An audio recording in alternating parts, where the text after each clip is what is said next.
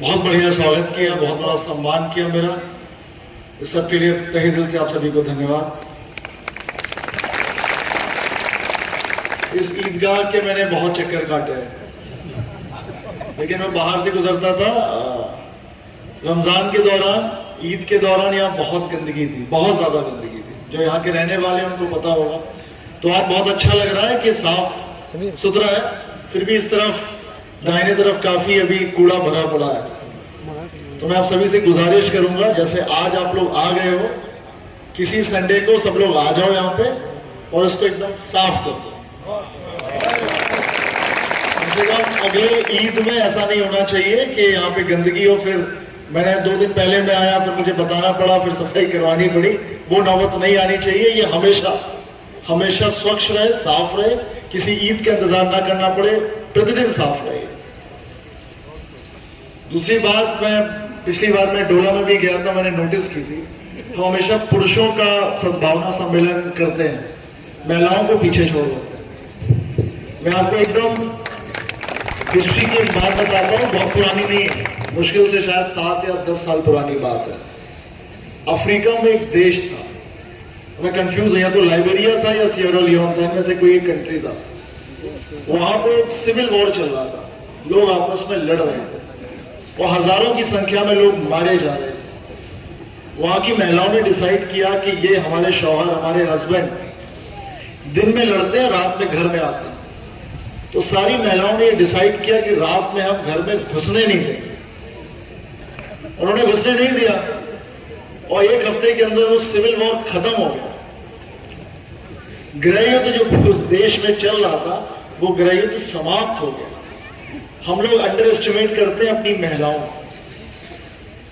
हम लोग यहां खड़े रहते हैं, अगर महिलाओं को आप, अगर 2 समुदायों के बीच में संघर्ष हो रहा हो, उनकी महिलाओं को आप इकट्ठा कर दो इसी तरह के माहौल में, संचालन भी महिला करें।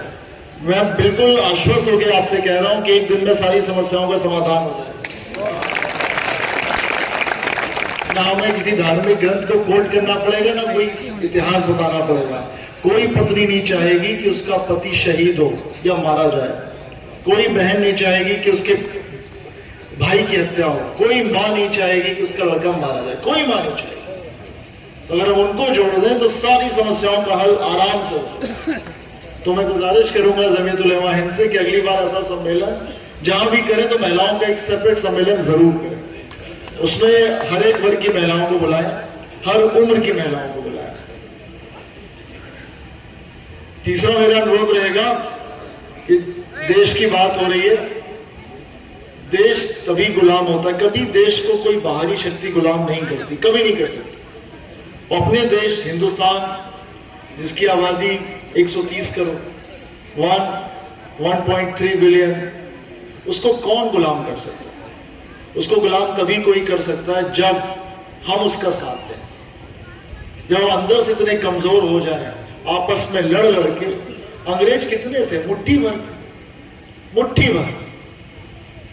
किसी भी टाइम जब अंग्रेज मतलब बहुत अधिक संख्या में भी होंगे तो चंद लाख थे और हम करोड़ों में थे, करोड़ों में।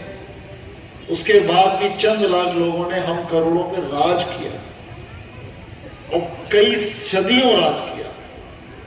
प्लासी के बाद से लेके 1947, 190 साल तो पूरा राज किया। हमने संघर्ष किया, विरोध किया, सारी बातें की, लेकिन राज उन्होंने किया।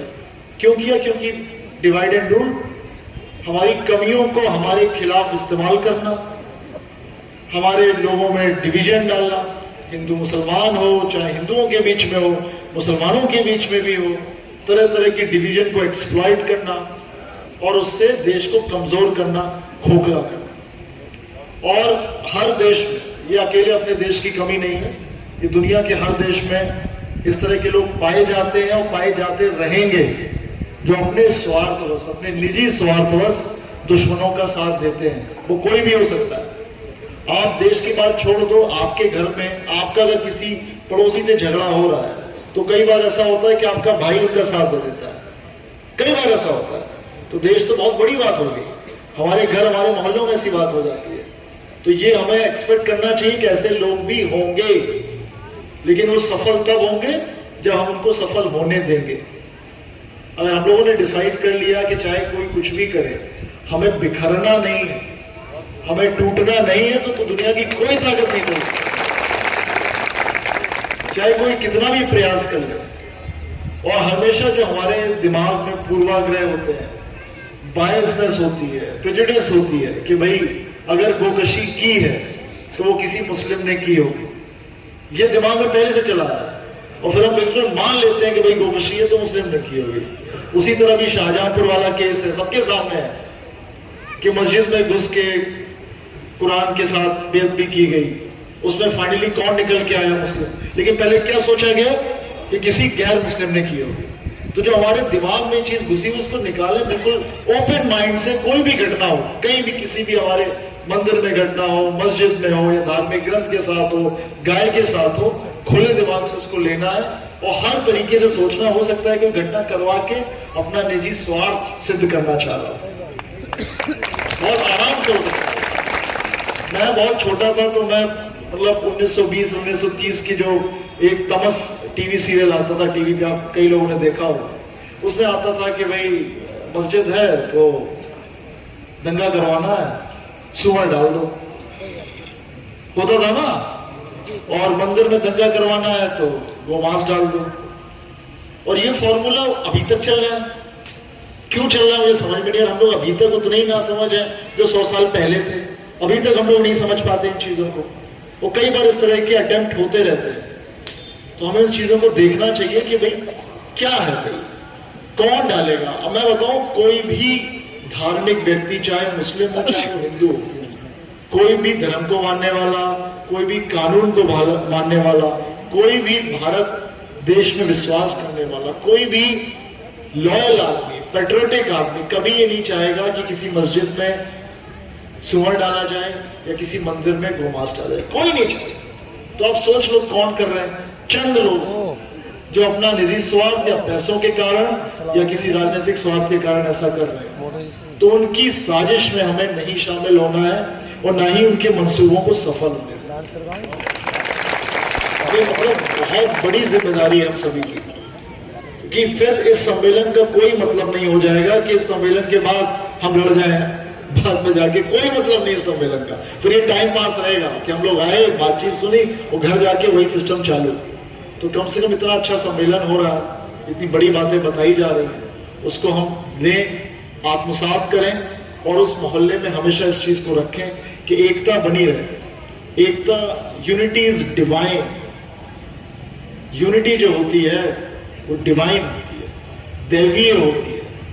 हमेशा मतलब एकता ढूंढना दैवीय काम है, और डिवाइड करना वो बिल्कुल राक्षसी काम है, जिसको मैं कहूँ इविल का काम। तो कभी भी हमें डिवाइड नहीं होना, चाहे कोई कितना भी प्रयास कर ले। और जो यंग बच्चे हैं उनसे मेरा रहेगा ये कि हम लोग अभी सरूरपुर में भी 3-4 दिन पहले वहां पे बच्चों ने एक लाइब्रेरी बनाई है।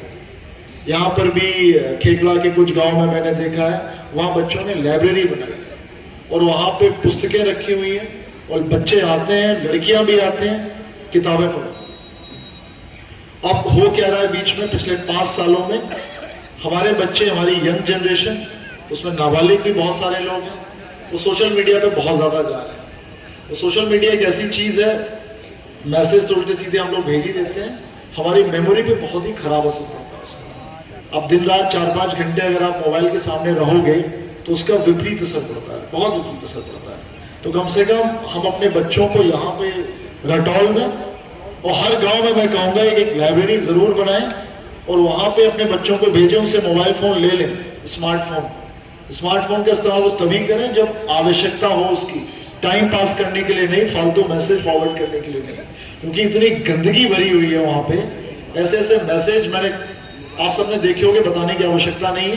अब क्योंकि अगेन फिर कहूंगा, पूर्वाग्रह कि हम लोगों ने डिसाइड कर लिया है कि भाई ऐसा होगा जरूर, तो वैसा कोई मैसेज आता है तो हम उसको मान लेते हैं कि सच है, बगैर वेरीफाई किए, और अपने 50 लोगों को भेज देते हैं, वो 50 लोग अपने 50 लोगों को भेज देते हैं, और उसके बाद उन 50 लोगों में 1-2 आदमी ऐसे होते हैं जो थोड़े साइको टाइप के होते हैं, मेंटली डिस्टर्ब होते हैं, और वो मैसेज देख के कुछ उल्टा सीधा कदम उठा लेंगे, फिर दिक्कत होती है।